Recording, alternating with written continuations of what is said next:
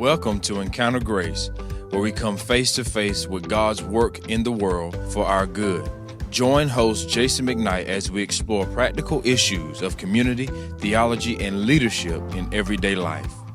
Hey everybody, welcome. Glad you're with us. I'm Jason McKnight and I'm here with Ben Hendricks, and we have with us in the studio Major Kyle Ike of the United States Air Force. Kyle and Diana have been part of Grace Fellowship for over a year, and we're going to talk about speed and a bunch of other stuff. But Kyle, thanks for coming by. Thanks, Jason. Great to be here. We love having you and Diana. I mean, she is the sweetest thing ever. Yeah, that's a fact. Yep. So before we talk about Diana, we got to talk about business. We got to talk about work. You fly F-15 Strike Eagles. That's correct. And I'm a layman, so maybe I'm not saying that right. But I want to know, before anything else, without divulging national security secrets, how fast do these things go? How fast have you ever gone? All this kind of fun stuff on the speed. Yeah, great question. So the first delineator there, I will say there's two types of F-15s in the Air Force. You got the F-15E, which is what I fly, the Strike Eagle, and the F-15C, which is the single-seat variant. So I fly a two-seat variant. We have a weapons system officer that sits in the back, and they work targeting and things. So to answer your question, speed-wise, it's not as exciting as you might think. The F-15E is a little bit more bogged down because we have that extra guy. Got more. Well, the extra person, but then also we carry a lot of extra gas, and we are capable of carrying a lot of extra payload. So it's a little bit more beefed up. I personally have gone. So we reference our speed in terms of Mach, which just means the speed of sound is Mach 1.0. I've gone about Mach 1.1 is the fastest I've seen. Which is in layman's terms about 800 miles an hour along the ground. The jet itself is capable of, they say, going up to like Mach 2.5, which would be significantly faster. But to get to that speed, you really have to take a lot of things off the jet. Fly downhill. Basically downhill. So and then think real hard about it. Those configurations are not realistic to what we would do in flying in combat. So we typically aren't doing that. Because you're burning a lot of fuel. Sure are, yeah. At Mach 1.1, let alone 2.5. That's right, yeah. So actually at Mach 2.5, you're a much lighter jet, so you can actually burn a lot less. Oh, yeah. A lot less gas. And we can actually do, depending on the day, if you're really stripped down like that, you can potentially super cruise, we call it, which is essentially not using afterburner, which is a lot less fuel to get to that speed. But again, not realistic because we don't ever... You can't carry anything useful if you go to combat in that configuration. So that's fun. So when we hear the jets flying around out here, how fast are they going? We're typically cruising anywhere between 300 and 350 knots is how we reference. So that'd be like basically 375, ish miles an hour. Wow. So, yep. For us, it's just our cruise. It doesn't feel that fast, but if you're down low. No, well, because you're not passing signs. That's right. Like speed on That's the exactly right. It's all relative, right? Yeah, if you're up at altitude, speed doesn't feel like anything. You get down low, though, in a canyon, and you feel it. Right, so, that's true. Yeah. Wow. Yeah, that's the good life down low. I've never thought of that. Wow. Yeah. It's a good point. See, Ben's starting to think now. Yeah, that's right. Yeah, that's right. Yeah, it's a different world up. When you're up high, it's, it's not as exciting. Not as much to hit, right? That's well, hopefully, yeah, that's right. Unless you're flying close to other airplanes, then I think it's well, dicey. that's a good point. But wow. All right, Ben, what you got for him? All I really want to know, I've been wanting to know this for forever, is what in the world is your call sign? Great question. I love talking about this. So, all right, so my call sign is Shepherd.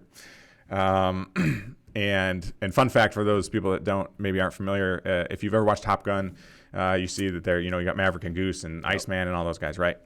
Val Kilmer. And people always wonder, that's right. People always wonder if that's actually a thing that we do, and it sure is. In fact, there are, I would say 50% of my squadron probably doesn't know my first name. Wow. So you would have to go be like, hey, is Kyle here? And be like, who? Is Shepherd here? Oh, Shepherd, yeah, he's, wherever. So we legitimately give each other nicknames or call signs, and we go by them exclusively. So Shepherd, that is my call sign. Story behind it is that when I was young and new in the Strike Eagle, we were at Nellis Air Force Base, which is in Las Vegas, doing some training. And as we were coming back to land, my flight lead, I was the wingman. There's two parallel runways there, and he was lined up on the wrong runway. The runway we were not cleared to land on, the runway that he had lined up on. So I was really confused because he's super experienced, right? And I'm like, I don't know if he's doing the wrong thing or not. Should I say something on the radio? And as a fighter pilot and as a wingman, you do not speak up unless your flight lead is on fire or just to respond as number 2, right? So like you do not speak up unless it is absolutely dire and necessary. And so in this moment, I'm like, I don't want to say anything because maybe I'm missing something. Eventually I gained the courage enough to say something to him, and he executed what we call a go around and basically didn't touch down on the runway like at the last second. And so fortunately I was right, and he was indeed trying to land on the wrong runway. And so I saved him in quotes, from landing on the wrong runway. And they named me Shepherd because his call sign was Goat. And so they gave me the call sign Shepherd because I essentially herded him around the pattern, around the traffic pattern, to keep him from landing on the wrong runway. So that was a great moment for me. Most call signs are because somebody did something really dumb or really embarrassing, and I'm fortunate to have one that was for something good. So I'm guessing Goat wasn't a good one. Probably not. I don't know the story behind it, to be honest. Because it wasn't the goat. Yeah. That's right. Yeah, but he was our squadron commander at the time, so he was a pretty high-ranking individual. So you don't make fun of him. Yeah, that's right. Nope. It is funny, when people get to be high-ranking and even generals, and they're still known by their nicknames. And that's right. Like I'm outside. I'm a civilian, but just to hear people, I'm like, well, that's interesting. Yeah, it is. It's its own little culture, and it's also a lot funny of fun. to like, just because. So I mean, playing sports in college, like I just grew up in a world where people really didn't know my first name. Yeah, like, we were just last names. That's right. Yeah. Like, so it's so cool just to Yep. to also be able to relate on that. It's exactly the same thing. Yeah. That's right. It's true. Yep. Well, okay. Well, how did you get into the Air Force? Like, first of all, where'd you grow up? Where'd you go to college? Why did you get interested in flying? And then, of all the paths you could have taken, how'd you get to Strike Eagles? Yeah. So it started as a young kind of boyhood dream, kind of like you hear for a lot of people. I was kind of between. I just grew up going to air shows and playing, flight sim with my dad and my uncle. Yeah. My uncle was always really into flying and had a desire as a kid to be in the Air Force, and so he kind of, between him and my dad, they kind of spurred me on to those desires. I was torn between being a doctor and trying to go be a fighter pilot, because being a fighter pilot is like one of those things you're like, oh yeah, right, sure, I can dream about it, but it's not actually going to happen. But anyone and their uncle can be a doctor. Yeah, well, neither of that, I guess, too, right? But that seemed more realistic just because I knew more people that were doctors, right? Yeah. So to me, it was like a more attainable, right? Right.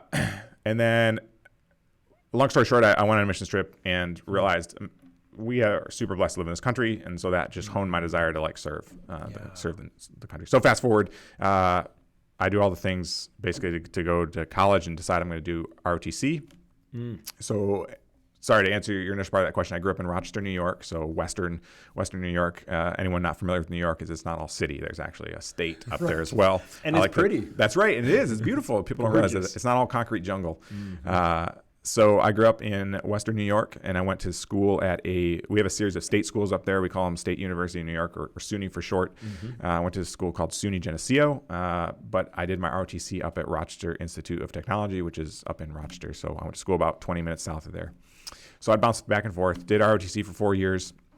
And during that 4 years, you basically compete with the other cadets, if you will. You just try to be a good leader. And then if you fall within basically the top, I don't know how, it depends on how many pilot slots they have, they call them that year. But anyway, if you do well enough, when you want to be a pilot, you get selected to go to pilot training.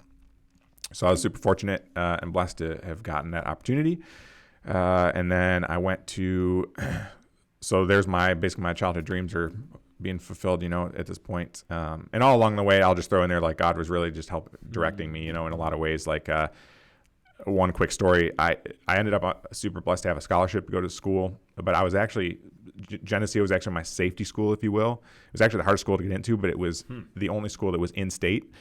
And the scholarship they gave me only allowed me to go to an in-state school. Oh, wow. And I had told, I know you're not supposed to make deals with God or whatever, right? But I had prayed, and I was like, I don't know what school to pick, but God, if you want me to go to this safety school, then give me the scholarship that only allows me to go there. And sure enough, that's what happened. And I remember that was probably the most peace I've ever felt about a decision in my life to that point as, a high schooler, right? I didn't want to go to this school as my primary, but here I am, so I'm going. Felt great about it. Met Diana there, so that's the best part of the story. Seals the deal. Yeah, so anyway, and then from there go to pilot training after college down in Del Rio, Texas. And then we have the Air Force does this thing where when you get done with pilot training, you can actually be selected to stay there. Selected.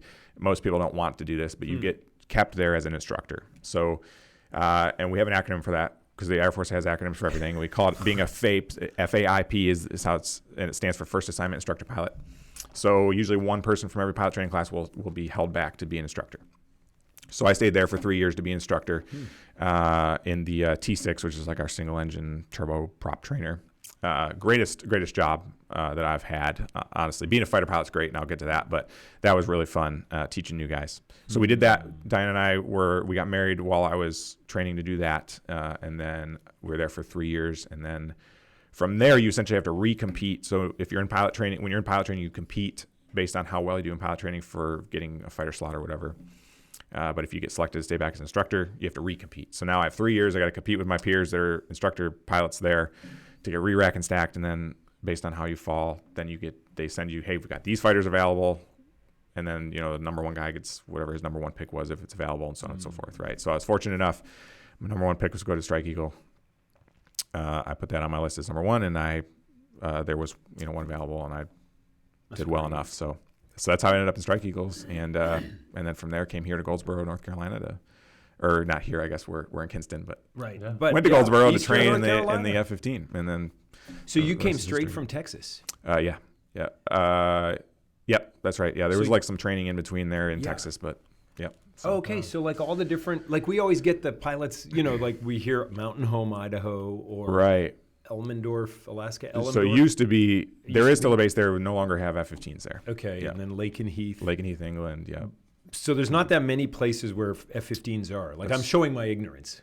No, but you're very right. There's a lot of people know that. There's only 3. It's Okay. Seymour Johnson in Goldsboro, Mountain Home in Idaho, and then Lake and Heath in England. Yeah, I didn't know that. Yeah, Wow. those are the only 3 F-15E specific bases, yeah. And then, okay, let me ask you this then about F-15E. So I know, again, showing my ignorance, I know the difference between a bomber and a fighter. Yeah. But you kind of started talking about it with F-15C, single and whatever. But what does an F-15E do? Yeah, so F-15... Like why would someone use that squadron instead of an F-15C? Yeah, good question. So the F-15C, so we are a multi-role platform, we call it, and the F-15C is just a very specific. It just does air-to-air. So if you're thinking like watching Top Gun, right, shooting down other jets, really that's what the F-15C does. Purely Okay. just air-to-air focus. Okay. They can't carry any air-to-ground weapons at all, any bombs or anything, right? In the F-15E, we are air-to-air focused, but we also have an air-to-ground role, the ability to put bombs in the jet. So really what we're designed to do is be able to self-escort into a threat area, so we can go in, we can defend ourselves against any air threats, we can drop our bombs, and then we can get out and defend ourselves against any air threats, in theory. So like a utility player. That's right. Yeah, that's right. We can kind of do everything. So 2,000 mile an hour for utility. Good at everything. 15. yeah, yep. That's what That's we really train to. So Oh, go ahead. Sorry. well, that said though, the F-15C guys, like they are the masters of the air-to-air domain, right? So we train to it, and we try to be really good at it. Yeah. But those guys are like they're King Kong, Wow. when you get out there in air-to-air environment. So. And are we still doing that these days with drones?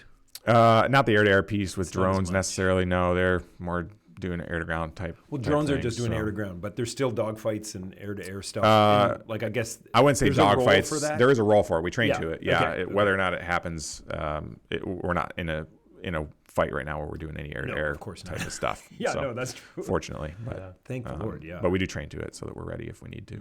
So Wow. Yeah. So where have you deployed? the Middle can East. you share? Yeah, Yeah, I no, can be as just generic Middle generally, East. like So I've got Somewhere 2. east of England. That's right. That's right. We stopped in England on the way though. It's beautiful. Yeah, been in the middle. Okay, you've been Middle East. Yeah, flying basically in Iraq and Syria over there, doing combat. I did 2 deployments over there, based out of a undisclosed location technically. Although, you can find anything on the internet these days, so you could probably. I haven't really searched too hard for it, but if you could probably figure it out, I'm sure somewhere on the internet. You can make up a lot of stuff too on the internet. That's also true. So you could. It's up to you if you want to believe what you read or not. That's right. But anyway, yeah. So that's where I was deployed to. What does so like from the fun of what guys love to talk about to then okay, you're deployed, Diana's at home, and so Yeah. let's talk a minute about military spouses. You know what? What do we do to help? What do we do to just befriend them when their husband or their wife is gone? Yeah. Which I know primarily husbands. It is, yeah, but it's true. It goes both ways. So that Diana's response to that is always the first thing you need to know. You need to know the person. So if you are in a friendship, have a friendship with a spouse of someone who's deployed, every spouse is different in some ways, right? So it's important to know them. The big overarching idea that she has expressed and other spouses that are friends with us is if you just say something simple like, hey, just let me know if you need anything, no one's ever going to reach out to you, right? So really the approach needs to be more so like, and again, knowing the person, what you can do to actually help them. Yeah. An example that most spouses will give is like, don't ask, let me know when you need something. Call them and tell them, hey, I'm coming over. I'm going to bring a bottle of wine and dinner, or a bottle of grape juice or whatever, apple juice, whatever. Doesn't have to be wine, right? On the podcast. So you bring over. I'm bringing dinner over, right? And don't give them the option to say no, right? Granted, you got to know them because maybe if they hate being surprised or whatever, like don't do that. Or if you notice their grass needs to be mowed, or that they're going to need their grass mowed, like just go mow it. Don't ask them. Or if you happen to live in the North Country where we get the white stuff called snow, go shovel their driveway. Or if you're in Kinston, just wait for a half hour and it'll melt. But things like that is important. Is probably the overarching thing. And then some people they're more social. They want more investment. They want more attention from people. There's other people like Diana is very much, she's a very independent woman. And so she's not necessarily, she doesn't want all the constant, pandering like, hey, do you need this? Do you need that? Do you need help? Right. Like she's very more independent.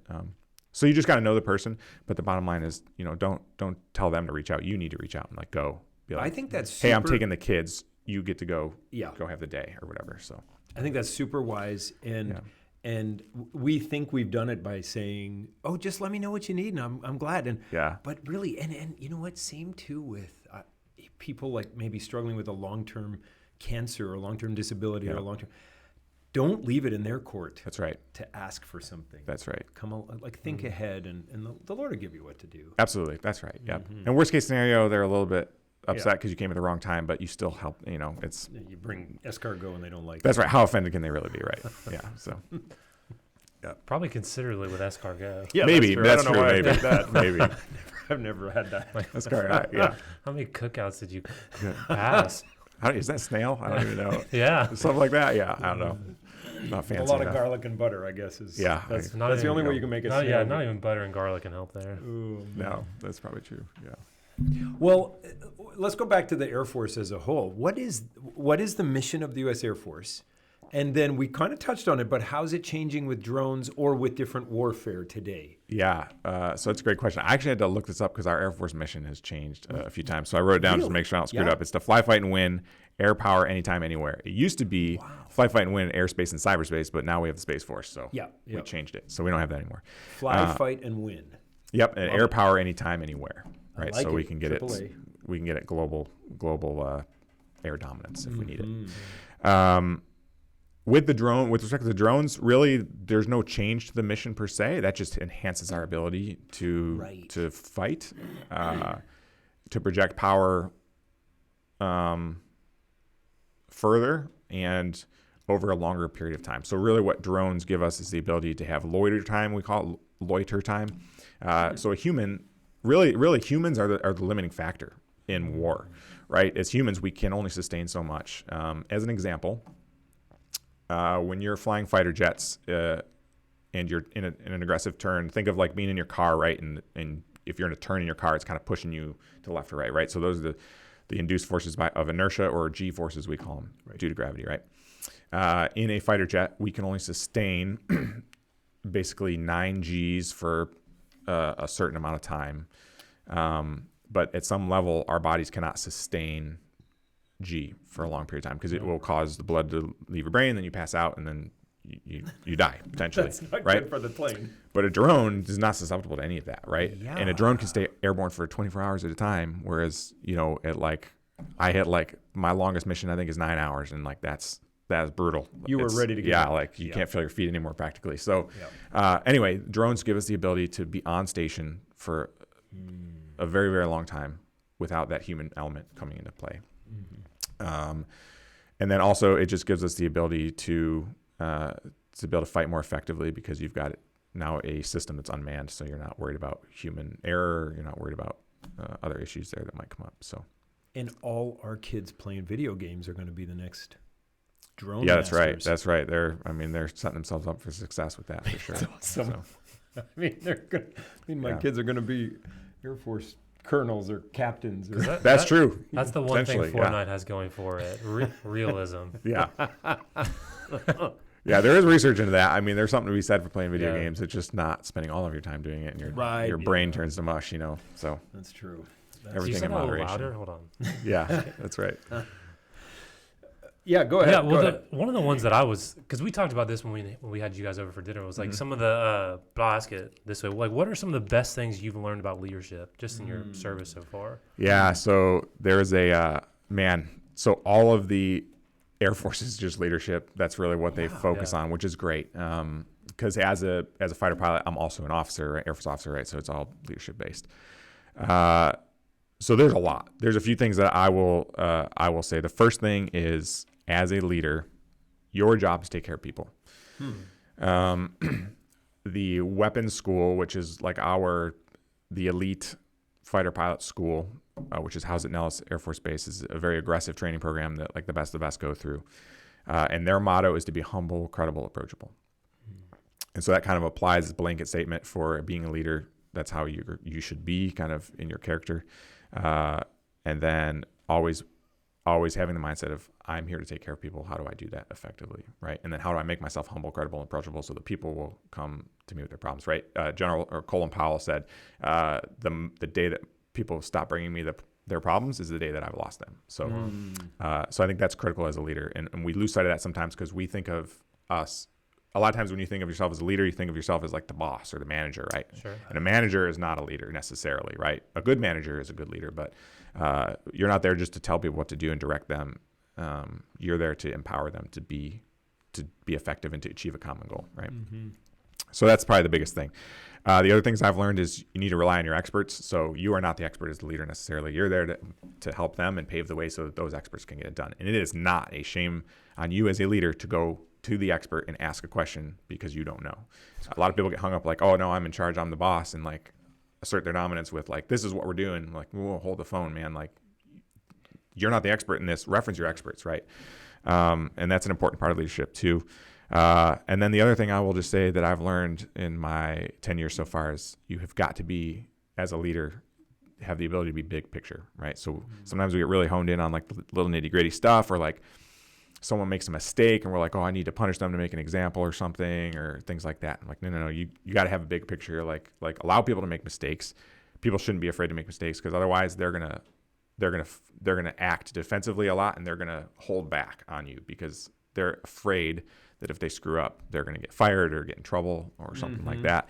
So if you're not big picture, people will not reach their full potential because they will just do the bare minimum to survive instead of go with all they've got to succeed. So that's really good. Yeah. So focus on people. Yeah, that's what it is. It's a focus on people. Yeah. Yeah. I mean, just what you were saying, focusing on people, trusting your experts, and vision. Right. Yep. That's incredible. That's right. I mean, I wish I'd heard those three things probably about 10 years ago. Yeah, I would have learned that a little bit easier. Well, you hear them now, and so Yeah, you can right. apply them. And they apply at home too. So your little Harper is just young. You haven't messed her up yet. That's right. How about generals in history? Like who are your favorite generals? Like, I mean, you're thinking a lot about leadership. Yep. Who's your go-to? Always. So in terms of the generals in history, there's a couple that I really like. The first one being General George Washington. I mean, that guy, he built a nation, right? Not him alone, but he empowered and allowed people and led them to that. So I love just his example that he set, right? The other one that I love is General Dwight Eisenhower. One, because everyone referred to him as Ike, right? And that's my last name, so naturally, right? And he didn't have any hair, and I don't have any hair, so it's all great. You do kind of favor I do. him. Yeah, it's great, right? Yeah, I feel like I could sort of Ball be brothers. Dwight Come on. Eisenhower. That's right. So, and if you read a little bit about him, just in a quick search, right, the character traits that the people would use to describe him is he was super friendly, he was humble, and he was an optimist. And so those are some of the character traits that I really try to exude, both as a Christian and just as a leader and as a person. But that man led the greatest amphibious invasion in history. So in D-Day. So like, it's just crazy because sometimes we think of those big generals that led, we think of like General George Patton, right? And if you don't know anything about him, just go read. You will not find friendly, and you may find optimist, but like an aggressive optimist, right? Yeah. And like, foul-mouthed optimist. That's right. So you think of leadership, you don't think of friendly and optimistic and approachable, and that's what General Eisenhower was. So, so those are the guys that I kind of look to among a wealth of other folks. I mean, it's mean to sort of say one or two. That's right. Well, I mean, probably 20 of them that you really... Yeah, those are just the ones that come to mind. Have you met Colin Powell? I have not. No. I mean, I love that. So I grew up first Gulf War. Oh, yeah. Like I was in college then, so I kind of remember when the bombing started thinking, oh, well, I might end up fighting. Like if this turns into World War III, we didn't know everything was going to collapse so fast. But Colin Powell, man, he's a great guy. Yeah, he's got a lot of good anecdotes, a lot of good lessons learned too. Real smart guy. So you grew up in a Christian home? I did, yes. But you made a walk with Christ your own. Yeah. And you have sort of all your time in the service, you've been a follower of Jesus. That's right. Yeah. And tell us about that interaction of serving the country and being in the Air Force and then following Jesus, and just how's that? I mean, because everyone is representing Christ in their workplace or in their classrooms. Yep. And how do you do it? Yep.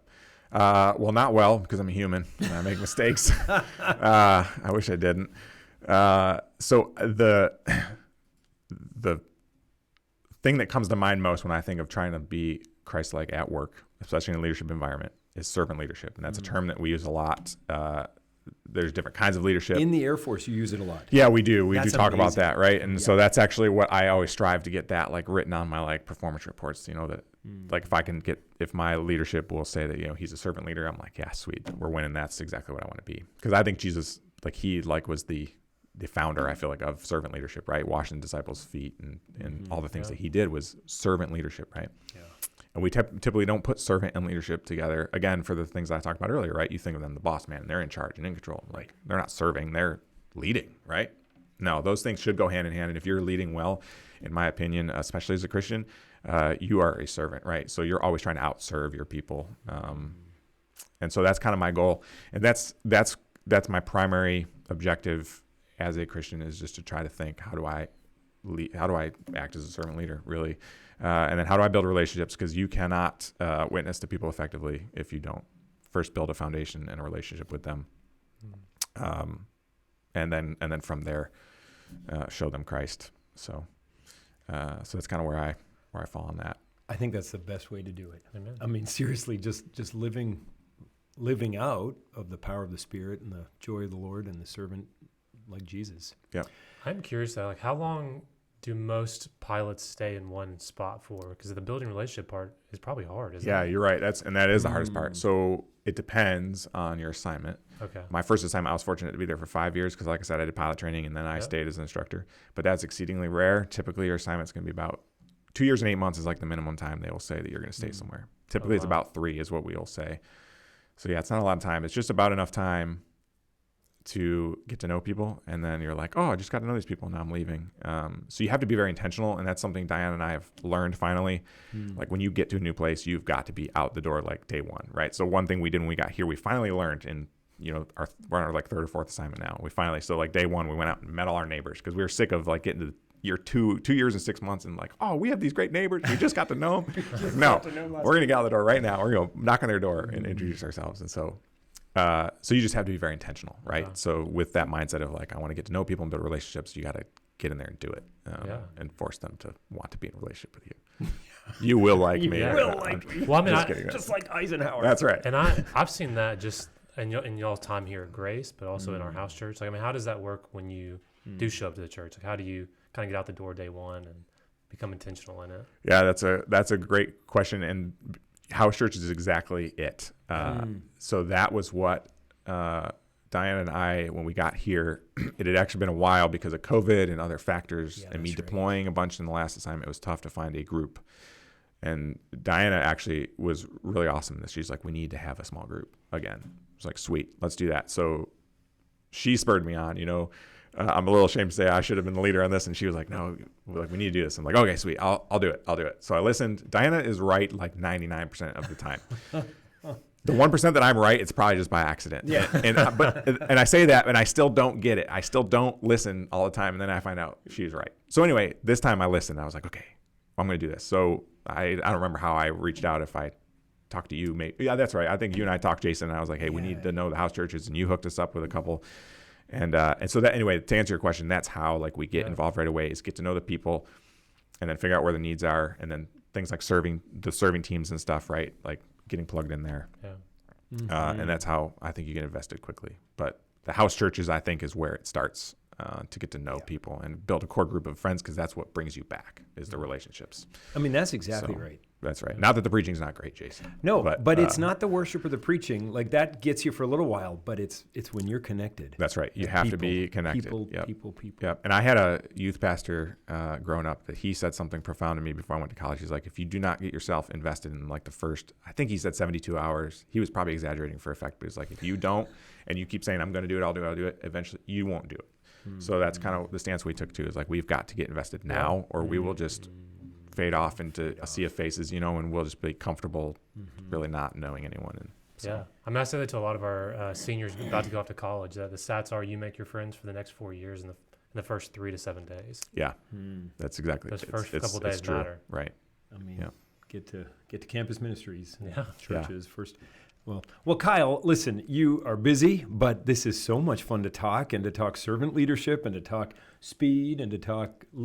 I actually can't wait to have you back and talk more about all the things you've learned about leadership, and not all of them, because we'd have to do 5 of them. But there's great books out there you can read. That I'm ashamed to say I forget that as an officer, your life is leadership, and so you're in a sort of 24/7 leadership lab to keep you growing and stuff.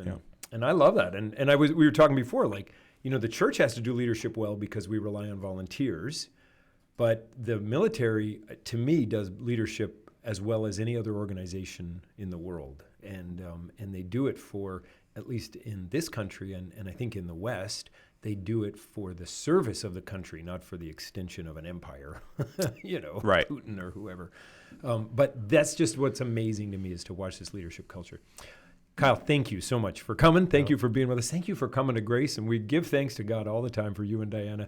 You're right. It's nice to know even a fighter pilot can marry up. Yeah, that's right. Because we think of fighter pilots as high-achieving guys, but to know that there you are marrying up, just like the rest of us. All of us have married up. Yeah, that's right. Yep. I remind myself of that every day. Yeah.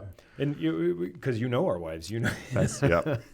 So, hey, thanks for joining us. And everybody in the listening community, we're just so glad you're part of Encounter Grace. Share this with a friend. We'd love to get to know you more. You can comment and all that kind of stuff. But we just love to help people in the world come face to face with God's grace. So have a great day, and we'll see you next time. This is a ministry of Grace Fellowship Church in Kinston, North Carolina. Visit gracekinston.org or follow us on Facebook and Instagram.